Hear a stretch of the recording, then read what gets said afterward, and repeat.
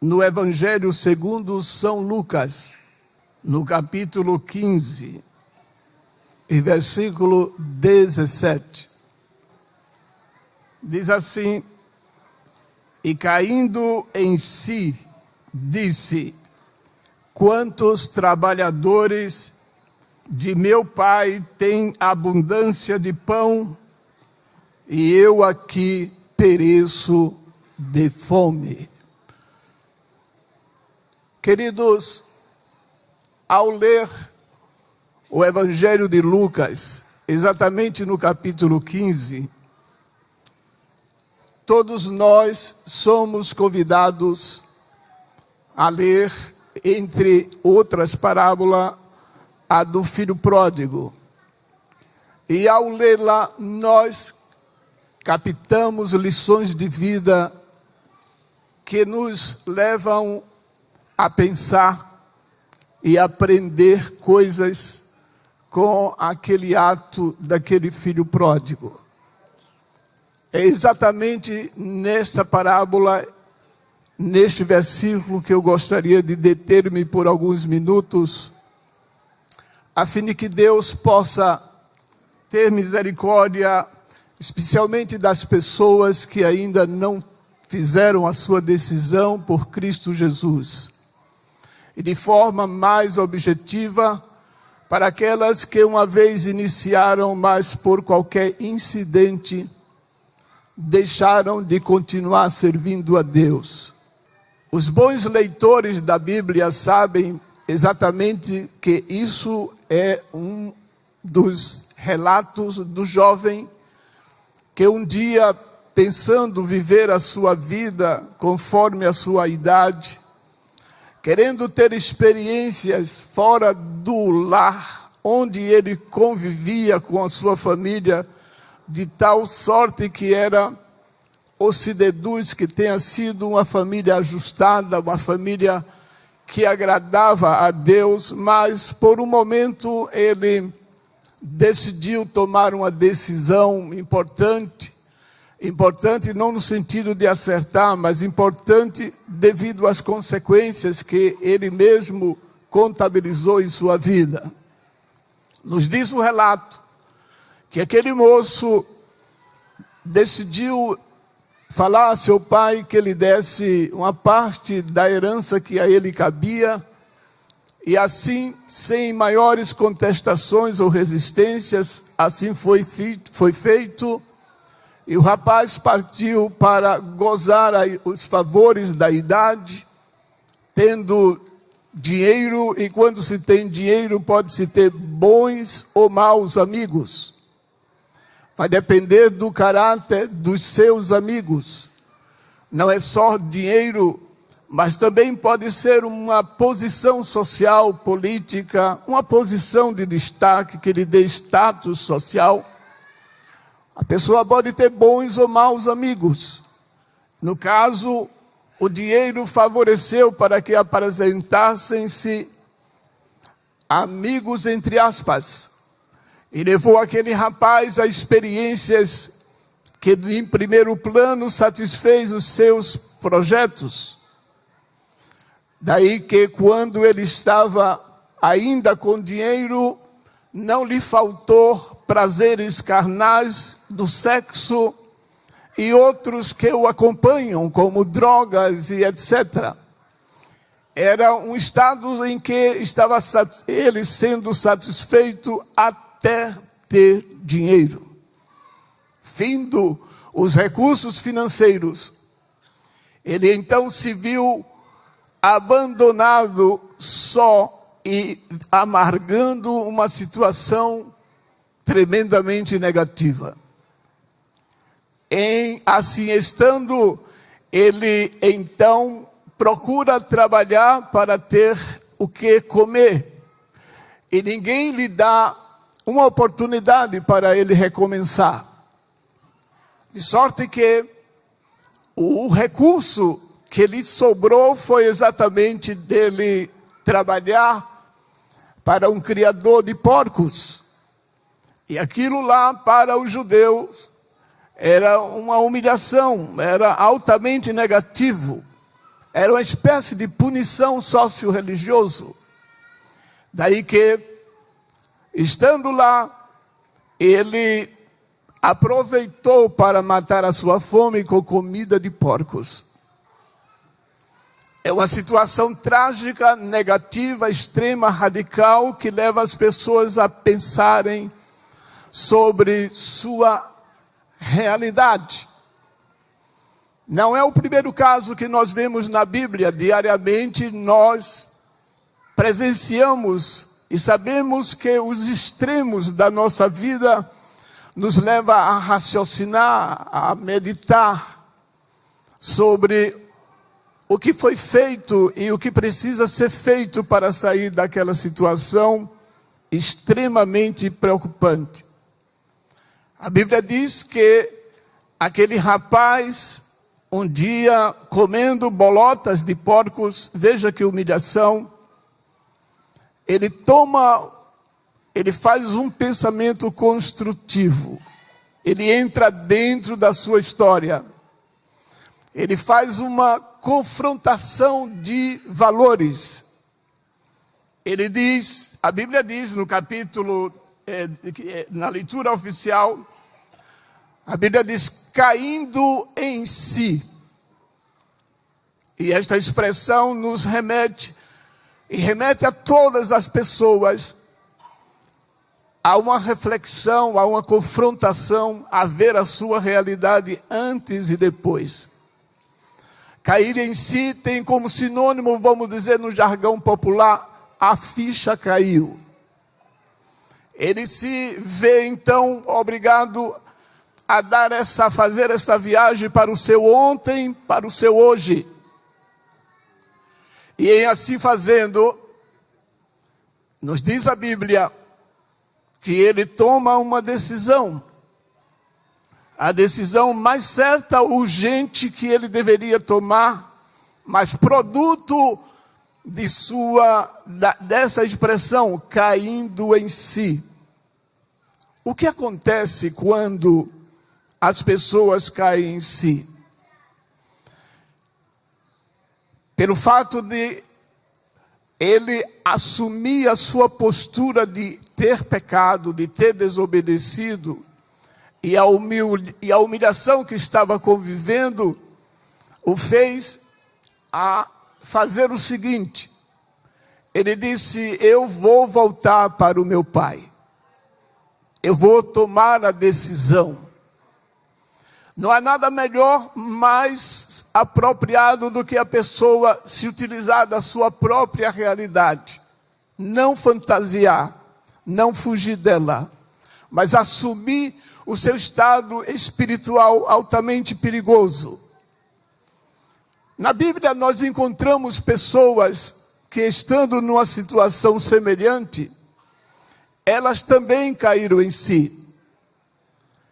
E exatamente nós vemos, por exemplo, no capítulo 18, versículo 18 de Lucas, um príncipe, um homem rico, um homem religioso, que tinha status, que tinha dinheiro, ele tinha muitas propriedades. E ele chegou junto de Cristo Jesus e lhe fez uma pergunta bem objetiva. Bom mestre, que farei para herdar a vida eterna? Essa é uma pergunta inteligente que todas as pessoas sensatas deveriam fazer a si próprias. Que devo fazer para herdar a vida eterna? Esta é a grande pergunta que você, meu amigo que está aqui, e outros que estão nos vendo pelo canal 14, precisam fazer, porque além de ser importante para o hoje, o será muito mais após a morte biológica. Onde você passará a sua eternidade?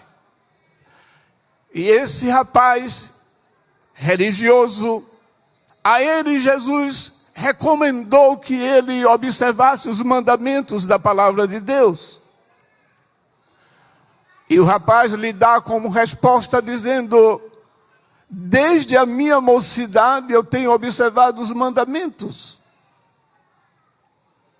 E a pergunta seguinte é: basta ouvir os mandamentos para que possa ter a vida eterna?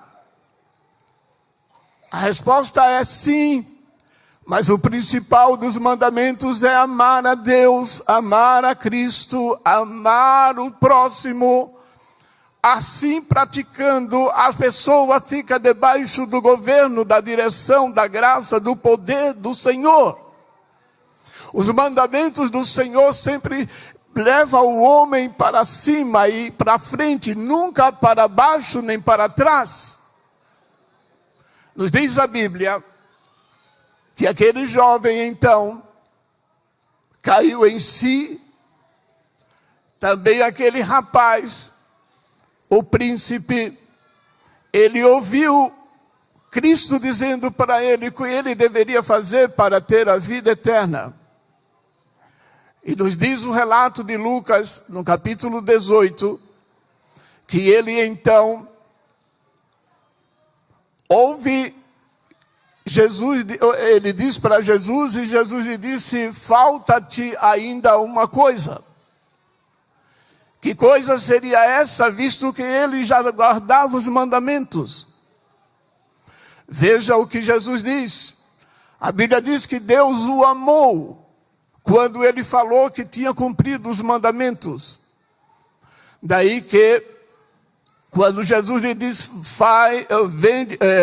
falta-te uma coisa, e o aconselhou a vender o que ele tinha, suas propriedades, era um homem rico. Quando Jesus lhe diz esta palavra, ele então implicitamente cai em si. Ele viaja para o mundo espiritual e o mundo físico material. Ele vê as suas propriedades, ele vê a sua riqueza, ele vê o seu status. Deixar tudo isso para trás, porque Jesus havia lhe dito: vá, venda tudo que você tem, dê aos pobres e depois você venha seguir-me. Ele parou para refletir e tomou uma decisão. A decisão entre ter os bens materiais, mas sem Deus, ou deixar tudo e seguir a Cristo, como Jesus havia lhe dito. Deus não condena a riqueza na vida de ninguém. O problema não é o dinheiro, é o amor a Ele, é o apego a Ele. É como a maior riqueza que o homem pode ter na terra não são as propriedades, não são os euros, os dólares. Não é o status social, não é o poder político. A maior riqueza que o homem pode ter na terra é ser filho de Deus, é nascer de novo, é ter uma vida realmente com Deus. Este é o maior patrimônio que uma pessoa pode ter aqui neste mundo. Jesus diz no capítulo 16 e 26 de Mateus: que proveito tem o homem se ele ganha o mundo inteiro e perde a sua alma? Eu vou repetir porque este versículo é muito importante. Que proveito há para todas as pessoas que nesta vida procura ser rico, procura ter status social, procura o seu desenvolvimento cultural, procura então ser importante, pertencer à elite, mas não tem tempo para cuidar do mais precioso que ele tem dentro dele, é a sua vida espiritual, a sua vida com Deus. Eu não estou me referindo à vida religiosa denominacionalista. Eu estou referindo-me ao homem em si, a verdadeira pessoa que não é somente corpo, é alma, é espírito. O ser humano é um ser espiritual. E por isso Jesus disse que ele precisa nascer de novo, nascer por dentro. Regeneração, a profunda ação do Espírito Santo, para que possa restaurá-lo espiritualmente. Esta é a mensagem que o homem moderno precisa ouvir sempre. Ninguém pode fugir de sua realidade espiritual. Ou está lá em cima, ou está sendo preparado para ficar na terra e da terra para outro lugar. E para ser bem claro, para o inferno. Coisa que muitos de nós hoje não falamos mais esse tipo de linguagem, porque fere a sensibilidade dos ouvintes, e daí se prefere dizer sinônimos, desde que a pessoa não admita a sua realidade pós-morte biológica. É preciso que todos nós sejamos realistas, e Deus define esses dois parâmetros, e somos nós que os construímos em cooperação com Deus. Aquele homem, enfim, cai em si. Ele viaja para dentro da sua realidade, mas uma realidade voltada para o dinheiro. E ele, então, toma a decisão mais insensata. Ele procurou Jesus para obter a vida eterna. Ele queria saber. Ele foi honesto, sincero. Ele queria de fato. E quando se é dito às pessoas que elas precisam seguir a Cristo, de forma tal qual a Bíblia estabelece, está fazendo a proposta mais importante que o homem pode ouvir e ao mesmo tempo propor. Ninguém pode fugir desta realidade. Um dia todos nós vamos partir deste mundo, e o mundo vai ficar sempre no caos.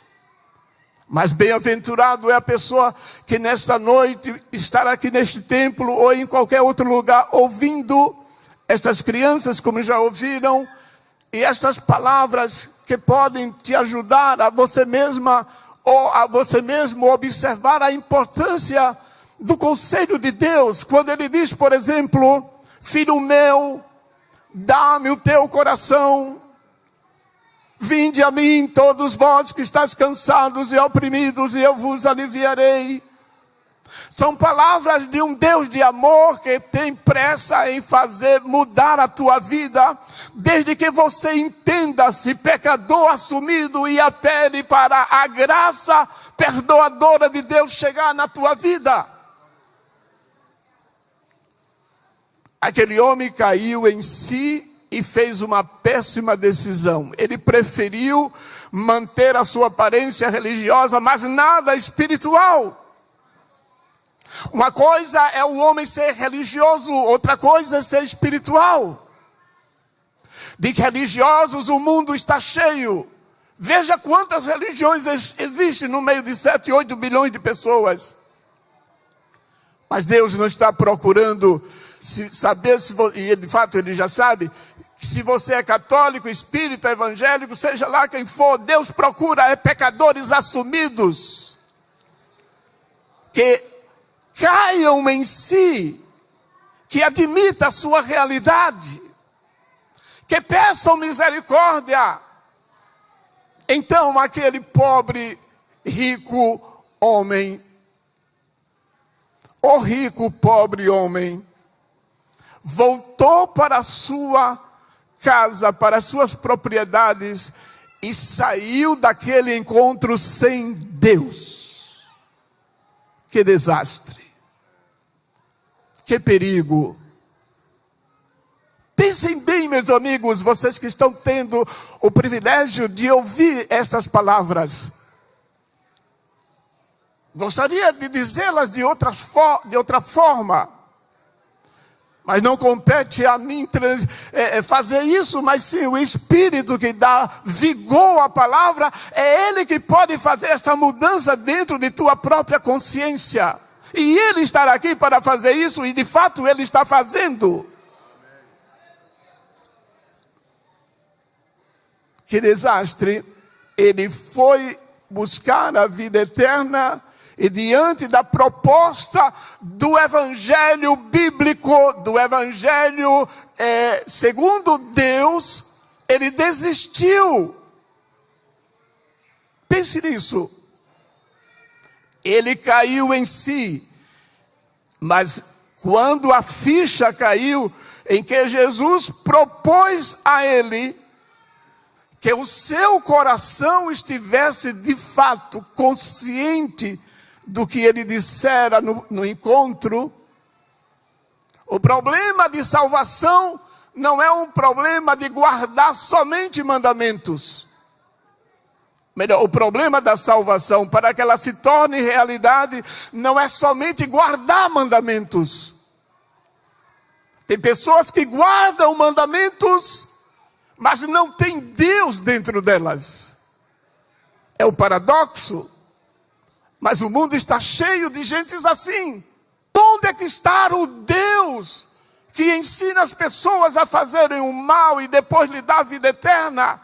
Isto é utopia, é ilusão, é engano, não vem de Deus. Saiu vazio, saiu bem intencionado, saiu um homem religioso, mas não saiu salvo, não saiu perdoado, não saiu reconciliado com Deus. Este é um dos enganos mais comuns nas vidas das pessoas, quando muitos batem no peito e dizem que são religiosos, mas Deus não quer saber de religiosos, Ele quer saber de homens e mulheres assumidos como pecadores. É para os tais que Ele veio buscar e salvar o que se havia perdido. Ele caiu em si e não soube aproveitar a oportunidade de ver a sua própria realidade. Ele optou por viver esta vida com muito dinheiro, mas sem Deus. Temos mais alguns homens que caíram em si. Por exemplo, o rei Davi, quando pecou com Betseba, Natã foi a ele e disse: você é este homem. Não vamos comentar por conta do tempo. Judas Iscariotes, o soldado romano ao pé da cruz, ele disse: na verdade este homem era filho de Deus. Judas e o soldado romano caíram em si, mas já era tarde demais. Judas caiu em si quando disse: traí o sangue inocente. Ele caiu em si, ele viu a bobagem que havia feito, mas já não tinha mais condições de arrependimento, já não havia mais como voltar. Tem coisas assim que as pessoas, todos nós precisamos refletir antes de fazer, antes de tornar realidade. Mas tem um homem notável que cai bem. Tem dois casos notáveis que caem bem a essa expressão cair em si. Dois homens subiram ao templo para orar. Um fariseu e um publicano. O fariseu dentro do templo reivindicou sua religiosidade. Falou dos seus predicados, de suas qualidades. Falou de que era um homem que ajudava os pobres. Era um religioso exemplar. Vivia na sua bolha, no seu mundo de fantasia. E vivia dentro do seu próprio mundão de boas obras. E era um expert em se ver dentro do seu próprio ego. Ele não assumiu os seus pecados, não declarou em suas palavras que dependia de Deus. Toda pessoa que entra dentro da sua bolha e se acha como pessoa que constrói a sua própria vida religiosa e espiritual com os seus próprios recursos, é falácia, é engano, é ilusão. Não sei se essas palavras estão sendo úteis, mas pelo menos nos provoca uma reflexão realista. O meu mundo, o mundo do meu eu, o mundo das minhas próprias boas obras, não são suficientes, não me dão razão para dispensar a graça, o poder, a misericórdia do Senhor Jesus.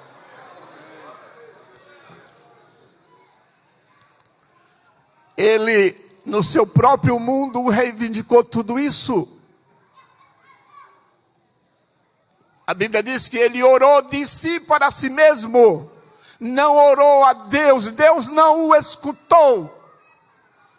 Mas um outro homem lá atrás, um publicano, um relegado pela sociedade judaica, um homem que não tinha status, era simplesmente um pecador assumido e declarado. Ele caiu em si, ele entrou dentro do seu coração, ele viu a sua miséria, a assumiu, ele declarou assim, de forma demonstrando, batendo no peito e dizendo: eu sou pecador, tem misericórdia de mim, não sou digno de levantar a minha cabeça para cima. Veja que homem responsável com a sua própria eternidade, com a sua relação com Deus. Ele se assumiu pecador, e quem assim faz, Deus não o despreza. Deus não despreza um coração contrito, abatido, arrependido. Ele o abraça, não interessa se ele é negro, pobre, rico, sábio, ignorante. A matéria-prima de Deus é o homem, independentemente dos seus parâmetros sociais, espiritual, econômico, político. Deus ama o homem assim como ele é, e é como ele é, ele o busca. Não espere melhorar. Deus, o Deus de toda a eternidade, que tem o poder para fazer todas as transformações que você precisa. Ele dispensa a sua ajuda. Ele quer tão somente que você diga: eu sou pecador, eu preciso de Deus, eu preciso de sua graça, eu preciso do sangue de Cristo purificando-me. É uma bênção quando a gente caímos em nós mesmos, admitimos nossos próprios erros. Mas quero finalizar com o caso que eu acho mais pitoresco, mais apropriado. 12 ladrões e Cristo no meio. Ali estava 2 fora da lei, mas no meio estava um que tinha cumprido toda a lei.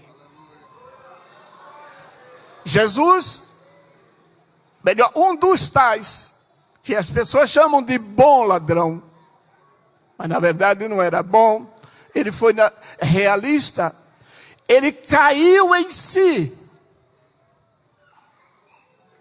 Ele caiu em si. Ele olhou para dentro dele, reconheceu seus pecados. Ele disse para o outro, seu companheiro, estando na mesma situação, você diz impropérios contra este que na cruz do meio está. Eu estou personalizando. Nós estamos aqui porque fizemos o que era mal. Olha ele assumindo o seu pecado. Olha ele batendo no peito. Olha ele dizendo quem ele era. Não adianta a gente fugir, nem fantasiar, nem criar ilusões, nem procurar motivadores que nos levaram a uma situação difícil. É preciso assumirmos. Deus só pode perdoar quem bate no peito e diz: eu sou pecador. Enquanto nós também não fizermos isso, Ele também não perdoa, porque o perdão é a porta inicial onde Deus faz grandes transformações na vida da pessoa. O arrependimento é como se uma chave fosse dada ao próprio Deus para que Ele pudesse abrir a nossa própria porta e fazer o que Ele queira bem fazer, e Ele sabe bem fazer o que é melhor que Ele pode fazer para nós. Lembra-te de mim quando entrares no teu reino. Lembra-te de mim quando entrares no teu reino. Meu amigo, nesta noite você tem esta oportunidade feliz de entrar dentro do seu próprio coração, de você ver o seu passado, de você ver seu presente. Crie coragem, caia dentro de si, mergulhe com gosto dentro do coração de Deus, no oceano de sua graça. Ele não te rejeitará, Ele não te desprezará, Ele não te lançará fora deste templo sem antes Ele fazer aquilo que Ele quer urgentemente fazer você nascer de novo, nascer de novo, nascer de novo, pelo poder da graça, do nome de Cristo. É Ele que quer fazer isso. Ele está esperando por você, parente das crianças que estão aqui. Você que já passou bons momentos nos bancos desta igreja, cultuando, levantando as mãos para cima. Você se lembra? Quantas vezes você levantou a mão aqui para cima, adorando a Deus, e hoje você está feito um filho pródigo lá atrás, lá no mundo, distante de Deus. Deus te ama. Deus não quer perder você para este mundão enganador. Deus não quer ver você andando pelo caminho largo e espaçoso deste mundo. Ele te chama para fazer grandes coisas novamente na tua vida.